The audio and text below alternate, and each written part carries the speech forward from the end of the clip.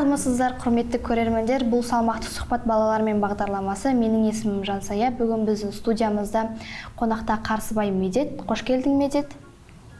Менің сауалдарыма шынайы әрі нақты жауап берем деп уәде бересің бе? Жақсы, ендеше кеттік. Жаңа оқу жылы жақындап қалды. Сабаққа дайындығың қалай? Жаңа сабақтарды оқып үйрендің бе? Оқып үйреніп отырмын. Мектепте қандай пәнді ұнатасың және не үшін ұнатасың? Сүйіп оқитын пәнің қандай? Математика мен Қазақстан тарихы. Сабақтан қашқан кезің болды ма бір? Ұнамайтын бір сабақтан? Қай сабақтан қашқасың? Көркембек. Не үшін қашқасың? Үйге қайтқым келді. Мектепте ең қызық болған оқиғаңмен бөліссең? Онда ішілей қызық оқиға болған жоқ. Негізі бір қызық оқиғалар болды ма? Жоқ.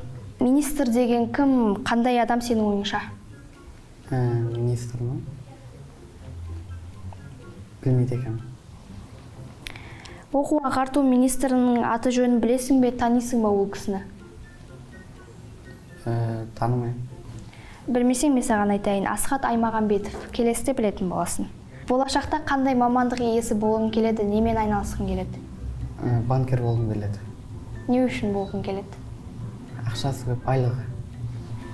Тек қана ақшаға ма? Жоқ. Өзіңнің класстастарыңа, достарыңа, замандастарыңа қандай тілек айтасың? Сабақтарын беске оқыңдар, ата-аналарын тыңдаңдар.